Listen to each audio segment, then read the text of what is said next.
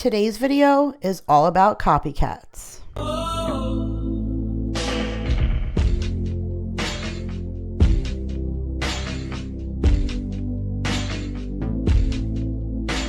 Hey guys, Kira here from 50 Shades of Mom, tips for all shades of a mom life. And in today's video, we are talking nothing but copycat recipes. Do you love a Longhorn steakhouse? What about Outback Steakhouse? How about just plain old regular KFC? I know that I love to eat out, but unfortunately right now it's 2020. And during 2020, we were told we had to wear masks and stay inside. And so we haven't really gotten a chance to eat out like we normally would. So today we're going to make some Parmesan Crusted Chicken from Longhorns, Alice Springs chicken from Outback, and the one I was looking most forward to, the extra crispy chicken from a KFC. So if you guys are ready, we're going to do 3 copycat chicken recipes. So we're starting off today with that Parmesan Crusted Chicken from Longhorns Steakhouse. The first time I made this, I knew that I had to share it with you guys because it really is so good. So I have 4 skinless chicken breasts here. I have some provolone that we're going to cut up. You're going to need some butter, some salt and pepper to taste. You're going to need some garlic. You're going to need some Worcestershire sauce, 3 tablespoons. You're going to need a little bit of distilled white vinegar, just 1 teaspoon. You're going to need some panko breadcrumbs. You're going to need some garlic powder. You'll need some ranch dressing, some lemon juice. You're going to need some Parmesan cheese, and I have 2 different kinds here. I have the regular kind that we just usually buy for pasta, and then I have the special Parmesan Romano and Asiago cheese I get from Trader Joe's. I thought that would be a nice mix, and then we also needed some olive oil. But that is it, you guys, and I'll guide you through the steps, and I'll also put the link to each one of these recipes in the description box because I got all of these copycat recipes right off of Pinterest, and then I just tweaked them a tiny bit if I needed to for our family. So we're just going to start off by dicing up some garlic. You're going to need about 3 cloves, and then we're going to load a large gallon size freezer bag onto that little holder. Those are my freezer bag holders. I have them linked in my Amazon store, which is always listed in the description box below if you guys want to check them out, but they are perfect for freezer meals. And then in that bag, you're going to put a 1/2 cup of olive oil, a 1/2 cup of ranch dressing, 3 tablespoons of that Worcestershire sauce, 1 teaspoon of white vinegar, 1 teaspoon of lemon juice, and then some crushed black pepper. And then we're just going to go ahead and stir that up and leave it sitting while we go ahead and fillet our chicken. Now, I'm not actually using the right kind of knife here. My good knife was in the dishwasher being cleaned, but in my Amazon store as well, I have all of my good knives listed. The key to filleting chicken, honestly, is a really good knife. But I'm pretty good at filleting chicken. It's one of my, I wouldn't say specialty, I just know that it's something that I'm pretty good at. I get some nice pieces when I fillet, and I've showed that in many of videos, how I break that down and how I actually fillet the chicken. But I make sure to clean it up, and I usually give that raw chicken right to my dogs. That's such a special treat for them. And then once you get all of your chicken filleted into nice pieces, you're just going to drop it inside of that sandwich bag. You're going to massage that mixture that we made into your chicken, and then you're going to put it in the refrigerator for an hour so that it could congeal and get all yummy and marinate together. Once that hour is up, we're going to go ahead and put a little bit of olive oil in a hot frying pan onto the stove and then throw our chicken in. You're only going to need about 5 to 6 minutes on each side, and then once it's done cooking, you're going to transfer it from that frying pan to a 9x13. And now we're going to mix our toppings. So you need a full cup of Parmesan, so I did a 1/2 of each kind, and then you needed a full cup of diced up provolone cheese, and then you also needed a full cup of ranch dressing. And then you go ahead and you mix that all up together, and then you smear that on top of your chicken. And now our chicken is cooked, so you're just going to stick that in a 350-degree oven for 10 minutes and let it get melty. And in the process, I put half a stick of butter melted and then 2 cups of our panko breadcrumbs and a little bit of garlic powder and mixed it all together. And then after that 10 minutes was up, I went ahead and covered that and we stuck it back in the oven. And then it came out all crispy about 10 minutes later, looking like that. And let me just tell you something. That breadcrumbs with the garlic powder and the butter made it taste like garlic bread on top of your chicken that was already cheesy with this Parmesan cheese and the provolone and just the nice creaminess of the ranch. You don't get too much ranch. It just kind of levels out the 2 cheeses with the garlic bread, but holy cow, was it so good.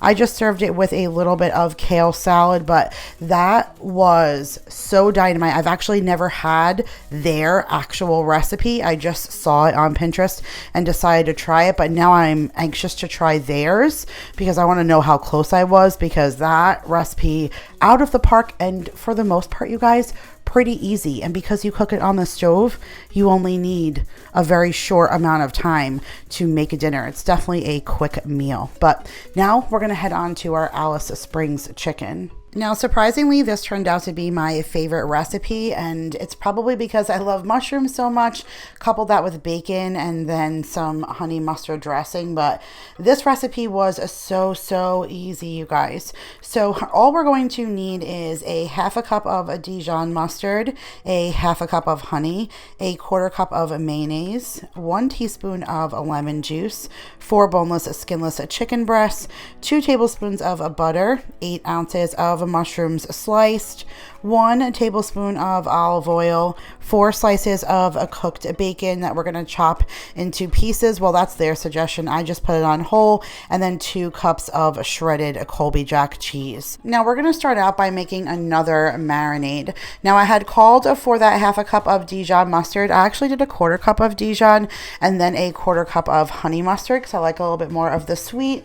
And then I did our half a cup of honey. I added in that quarter cup of mayo. You're going to add in that lemon juice. I just did a little bit of a splash, and really you just need the lemon juice to break down all the thick things that you just put in there. And now you're just going to whisk it until it's good and creamy. That's it, you guys. Super simple. So I took a little bit of that sauce and put it off to the side for dunking, and then now we're just going to go ahead and prep our chicken just like we did before. Get as many filleted pieces as you can, and then we're going to load it into a bowl that we just made that little mixture in, and we're going to do the same thing. We're going to put it off in the refrigerator. We're going to let it marinate for an hour, and then we're going to bring it back to the frying pan.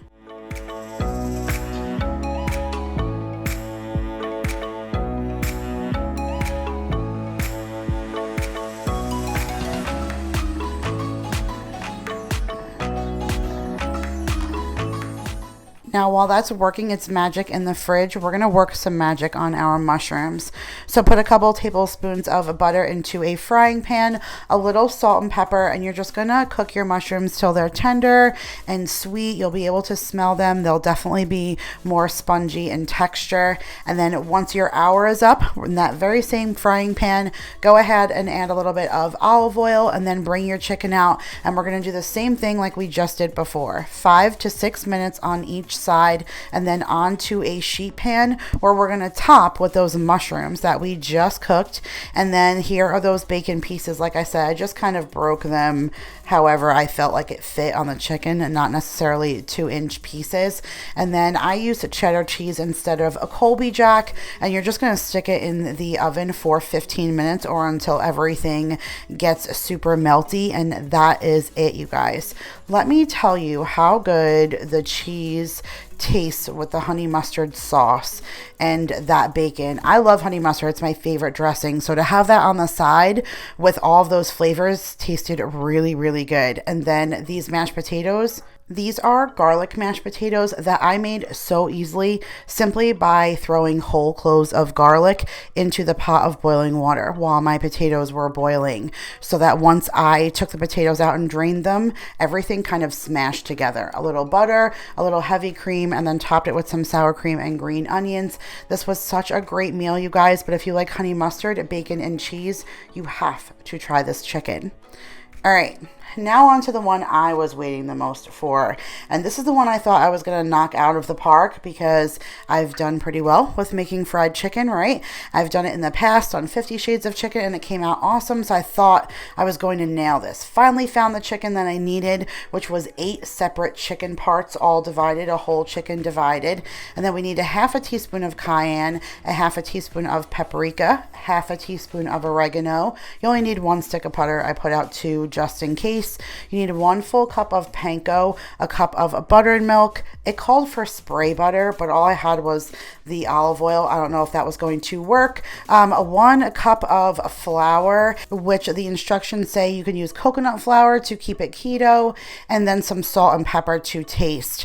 And so now you're going to go ahead and throw 1 cup of flour, 1 cup of those breadcrumbs, and then salt, pepper, and all of your seasonings into that mixture in the bowl, and you're going to go ahead and mix all of that up. So I was really excited because I was like, oh wow, okay, panko and flour, that's how they get the chicken so crispy. So now fast forward, we have 1 cup of buttermilk and 1 stick of butter that you combined together, and that's your wet component. So your melted butter and your buttermilk are your wet component, and then you're going from your wet buttermilk covered chicken into that flour based breadcrumb mix that we just made. And I was like, all right, I can see how maybe this is going to get to where this is KFC chicken, but nowhere in the instructions does it say to fry. Now, if you guys know anybody who has worked at a KFC, or if you've ever worked in a KFC, let me know down below if they bake their chicken, because it is always so super greasy and comes out like a crazy fried chicken. So they tell you at 400 degrees to cook it for 25 minutes, then take it out and spray it with spray butter, which I didn't have. So I sprayed it with the olive oil, and you put it in for 10 minutes, and then you're supposed to do it again for another 10 minutes. But I decided to use liquid butter, like more melted butter, and just do it that way and kind of basted it on. So the second round went back into the oven with basted butter, and the first time I tried olive oil. But I have to say that as much as I really liked this chicken flavor, I do not feel like it gave me that wow KFC chicken factor. Now, I have not had either one of those recipes, not the Alice Springs or the Longhorns in the actual restaurant. So even though that's good, it may taste nothing like the restaurant, and I wouldn't really know. I only know that it was amazing. But I've eaten KFC chicken before a ton of times in my life, so I know what I was looking for, and this just wasn't it. And so I ended up cooking it again the next day and putting it in the air fryer, and it came out a lot more crispier and juicy, had that greasy mouth feel and on your fingertips. So that was a little bit more like what I was looking for with the fried chicken. But I mean, they show you in the picture using like Mrs. Butterworth's spray butter. So maybe if I used exactly what they had, it would have been a little bit more replicated. But I'm not even really sure if the crust tasted exactly like the nice, juicy, crusty, extra spicy, crispy skin that you get from KFC chicken. So this has to be the only one that I have to say like, it needs a little bit perfection. But the first two, if you guys like chicken recipes, you guys, they are amazing. But that is it, you guys. That concludes another recipe video. I hope you guys enjoyed, and if you did, make sure to give this video a huge thumbs up. If you guys are new here, hit that subscribe button and tap the bell, especially if you enjoyed this video, because I do share a whole ton of foodie content here. This year has definitely been crazy, you guys. 2020 was not what we expected it to be. So hopefully these copycat recipes will give you a little peace of mind to enjoy some food at home, because it is still not getting any better out there. So do your best to stay home, stay safe, stay healthy. I love you guys all so much, and I'll see you guys in the next one. Bye, guys.